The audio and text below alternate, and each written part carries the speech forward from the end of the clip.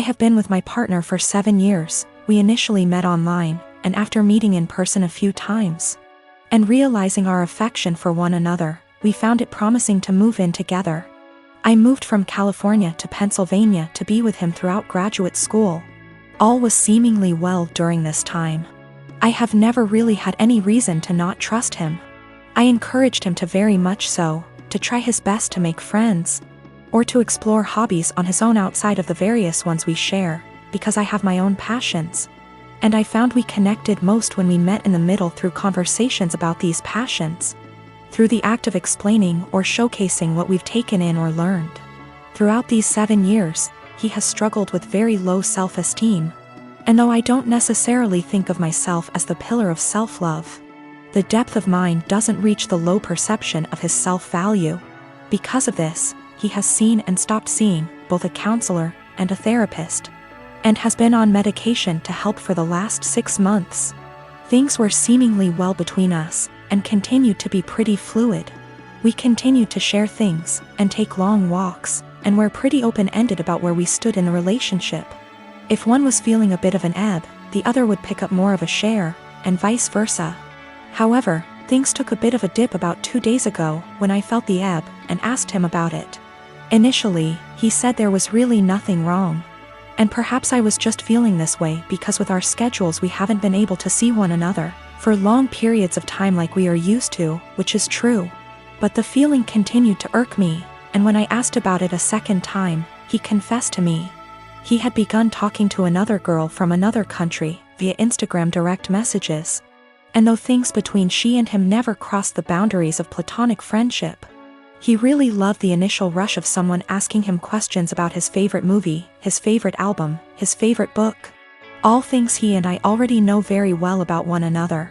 I asked if he'd sent any selfies, or anything risque, and he said no, though I can't confirm, because he deleted the messages. A good deal of me believes him, because of how open he was about the initial conversations to begin with. We slept apart, and I just felt really confused the entire night, because I couldn't really resonate with wanting that sort of attention from someone else. If anything, his yearning for that type of attention sort of hurt. It felt like I wasn't doing enough, or giving enough. The next morning, though I don't have an Instagram, and am not on the app, I went to check his using the desktop version, and found that posts where he once called me the love of his life, or a specific post with a gift I gave him that once said, "Greatest gift from the greatest girl," were still on his profile, but the words, girlfriend, or love of my life, were completed erased. With this realization, my confusion and hurt turned to very real heartache. I called him and asked if he had deleted these words from the specific posts, and with shame, he said yes, he did. When I asked why, he said it was because he just didn't want the attention from the girl asking him about himself to be disrupted if she found out he was in a long-term relationship. I guess this is where I asked the obvious and questioned why someone who is just asking about your favorite books, movies, etc., would be driven away by the fact that you have a girlfriend. And he said he didn't know why he did it, and that it was a massive mistake. At the risk of seeming toxic, and I will take full accountability for seeming so or being so, I asked him to please deactivate his Instagram for the time being while we sort through this, his Twitter as well. He did, and though I was feeling a bit of relief about that, I couldn't help but feel a bit saddened that he didn't choose to do that on his own for the benefit of our relationship. He had to wait for me to ask. Which again, just made me feel like such a toxic and controlling partner. 2 things I always strive to be so far from. When he got home from work, we discussed everything at massive length, and he continued to swear up and down that these conversations pertained strictly to music, movies, and books, and he didn't have interest in her. Just interest in the initial rush of the attention he was receiving. We read a few articles, and he broke things down to me as his self-esteem has never been lower. Despite his career as a doctor being at a high, and his finances in order, he felt things with his music weren't taking off. And with that came a feeling that he wasn't special, and it was nice for someone to make him feel that way. I felt shame and asked him if I wasn't doing enough or giving enough to him to make him feel that way. He said, I defiantly was. But my love, and attention and affection, became a pillar he could rely on, and got used to, so with new attention came a rush. And he liked that. I asked him if he wanted to be single and find that rush in dating new people. And he kept insisting that that's so far from what he wants. He wants to remain a couple and do all he can to work on these things together. Though I can't help but correlate that feeling he enjoys with the feeling of a first date. Which hurts, of course. I told him I didn't really see how we could move past this because there was nothing much for me to make an attempt to work on moving forward. This seems to be a self-stemming problem that I emphasize with, but just don't want to be on the receiving end of the counter effects. So though it is incredibly uneasy to begin to think of how difficult it'll be to begin again, it is just as difficult to think about how difficult it would be to stay and try to rebuild back up an issue that I feel like just a bystander. When it comes to, this has all been very painful, and if this comes to an end, I just want it to be as civil and as possible. He deserves to love himself, but not at the expense of the love we have between us. I deserve love that is stable and comforting, and not laced with newfound paranoia. Despite this all, my heart is still very much in this, of course, and he has been very vocal about how it was just one mistake. Nothing happened, we can work through this, etc. And I secretly keep hoping he will make a step, any step really, to showcase these words and implement action, seek a new therapist. Find the two of us a relationship counselor, buy a book on self-help or on how couple conquer affairs, anything at all. Without me having to be the one to ask him. I just want him to have that yearning that he continues to say he has, but instead of saying it, I was him to show me. That makes me irrational or just plain dumb. I believe to be in a state where I can handle either answer. Or something completely different just the same. Do all think I'm blowing something completely out of proportion? Given how this was an exchange of conversation between him and another girl for just a few days. And his erasure of me on his profile was only for about 2 days? This has been a first in this relationship, this has been a first in my life, truthfully. I just felt completely vulnerable and isolated. I am married to my wonderful wife Melody, and she is currently pregnant with our first child together. I have a 6-year-old daughter Tina, whose mother I split 50/50 custody with. So I know for the most part what Melody needs in order to feel supported while she carries our child. I have been spending lots of time making sure she's comfortable and taking on more of the load at home so she's not doing too much. This is her first child after all, and it's obviously a lot for her physically and emotionally. My mother and Melody don't get along too well. Mom didn't like my ex either. We broke up because we were headed on different paths, not because of my mother, and there's no bad blood. So I think she just doesn't like her because she's dating me for whatever reason. It's weird. She's very nitpicky about Melody, how much she does around the house, how emotional she is. Melody already cries very easily, and being pregnant has made her even more sensitive, which is fine. The fact that she wants to be a stay-at-home mom, it just seems like nothing Melody does is okay. I do, however, stand up for her and do not just allow my mom to talk down to her. Today, before picking up my daughter from summer camp, Melody went to 3 different grocery stores to find rotisserie chicken. She's been talking about it since last night and really wanted one. She sent me picture messages documenting her quest for the chicken and finally found it. My girl was happy. Rotisserie chicken is also kind of a comfort food for her, like spaghetti, because her mom used to make one of those when she was having a lazy day and didn't feel like cooking. She was planning on serving that with some other basic sides for dinner, perfectly fine by me. My mother came by to see Tina and started telling Melody the chicken is bad for her and she should not be eating that pregnant. Melody said it's fine, she usually eats healthy and just wants this one thing she's craving. My mom went on about how unhealthy it was and said she needs to eat something else. Melody said no and went to the backyard to FaceTime her family, out of state. When she came back, my mom had thrown out the food and ordered takeout, a salad for Melody and pizza for everyone else. Melody asked where the chicken was and my mother told her she needs to start being a responsible mother and eat correctly for the baby. Melody screamed, "What the is wrong with you? Why are you always such a..." to me? She then started crying and called me home.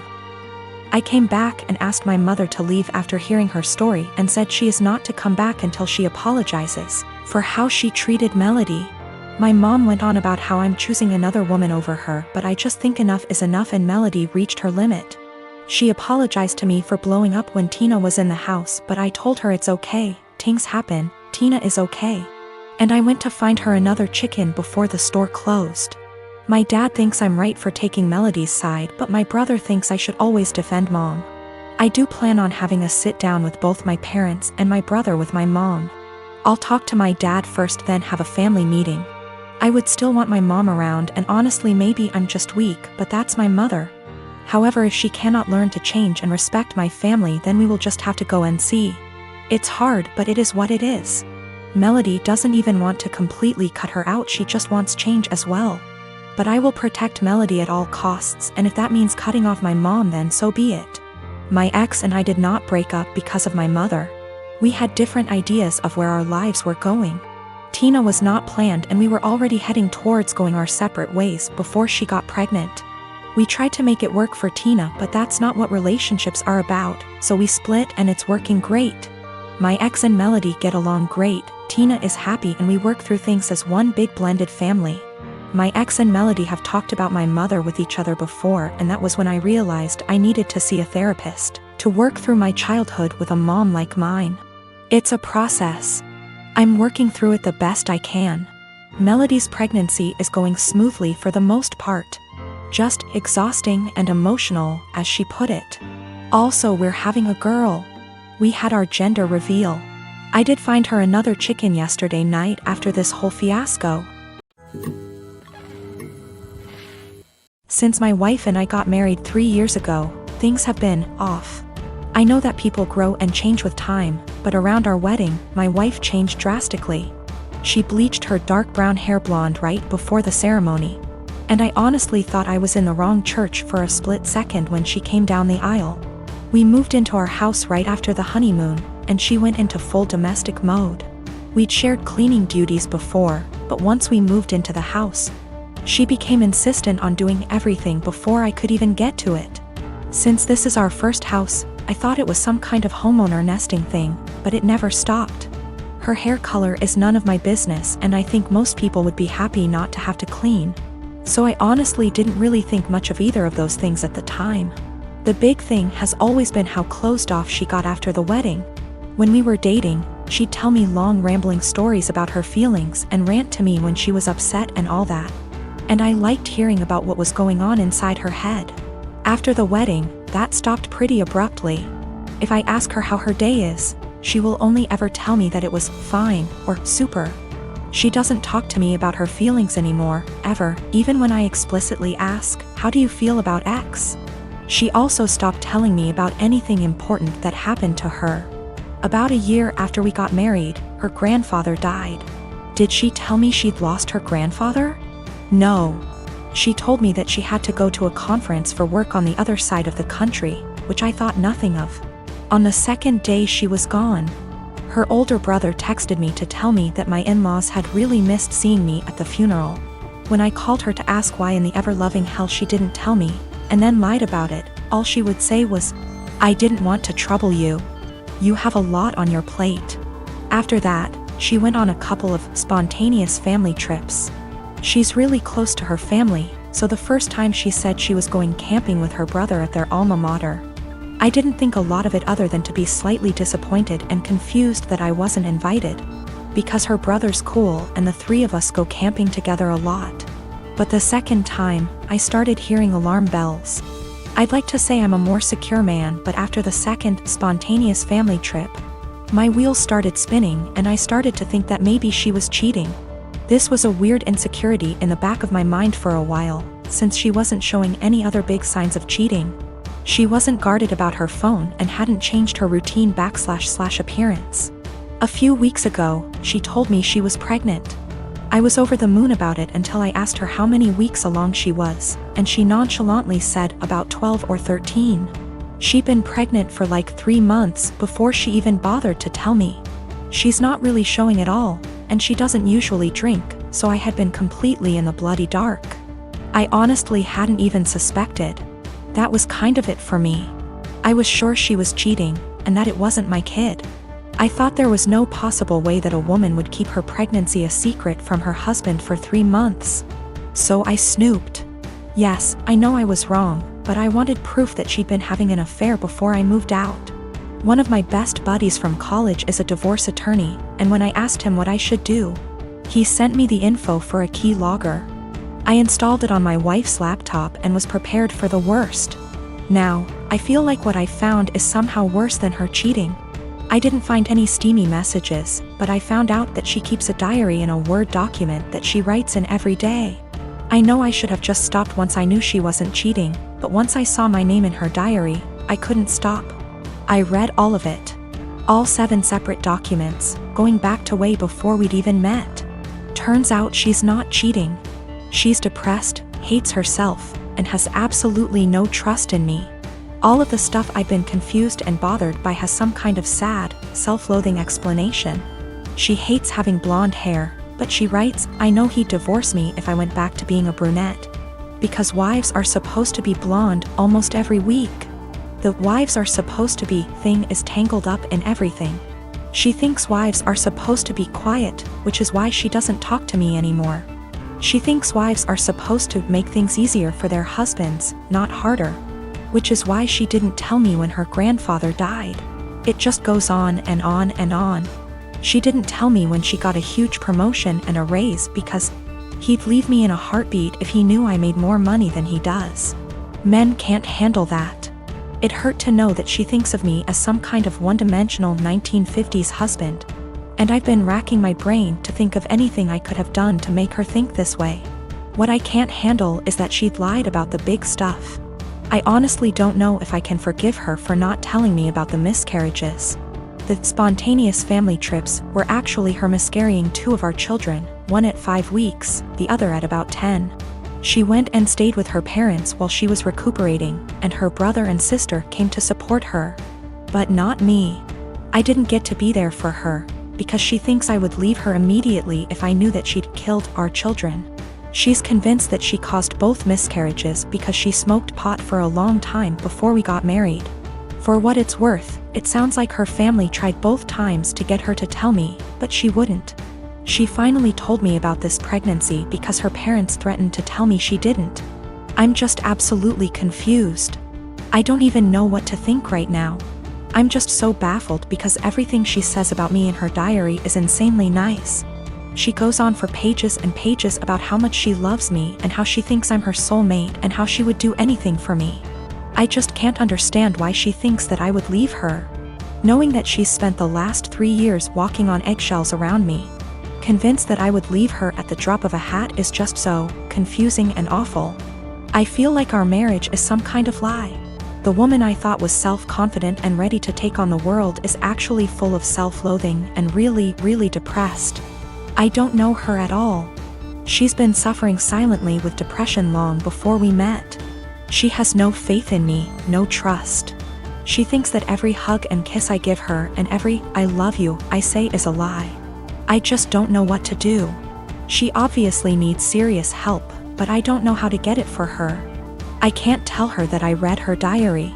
If she has zero trust in me now, I can't even imagine what she'd think if she knew if I read 6 years worth of her private thoughts. I feel like I need to get my in-laws on board somehow, but I don't know what to say to them.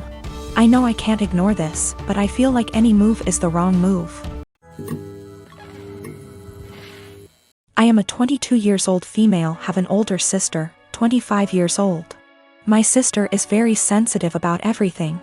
When we were young, if I made the smallest comment like, "I prefer pink over blue," it would make her cry because she thought I was aiming at her by saying it. My parents would always ask me to apologize to her since she's sensitive and I'm emotionally stronger than her. My parents never controlled my sister's diet growing up, letting her have what she wants since they found it too difficult to control her. I was skinny as a stick when I was a kid. So even though my family has a long history of thyroid disease, my parents didn't think there was an issue with me. However, my sister has been overweight the majority of her life, so my parents thought she'd be the one with the thyroid issues. They took us to an endocrinologist when I was 10. I got a diagnosis for Hashimoto's thyroiditis while my sister didn't, and instead got told to exercise and watch her diet. I got hypothyroidism due to Hashimoto's, and have been on medication ever since. My sister and I moved back in with our parents due to what's happening these days. I leave my medication in a cabinet near the kitchen since I know I won't take it unless I have to actually get out of bed to do so. Apparently, I left a box before I moved out of my parents' house when I was a teen, and one of her friends saw it while they were over and asked if it was hers. My sister told them that it was, and that's why she was overweight. The box has Euthyrox written on it in big bold letters with a little picture of a thyroid gland next to it. So, yeah, pretty obvious it was meant for a thyroid condition. She's held up this farce for almost 4 years. I only figured it out when I saw her take a box of it out of my bag one day. I confront her on it, and she starts crying and telling me that she just didn't want anyone to mean to her because she's fat. She also says that it's not fair that the one with the normal weight gets the thyroid disease. I tell her to knock it off, and that she can't lie to get sympathy from people. My parents talk to me later, and they say that I was too harsh calling her a liar and she probably needs a therapist or something, and the classic, I should apologize since I'm more mature. They even tell me that they were hoping that she was the one with the thyroid issues as a child, so that they could justify her weight gain. I ask them, so you wanted your daughter to be sick instead of admitting that it's your fault because you bought her McDonald's whenever she wanted it, and never made her exercise? Now they're mad at me too.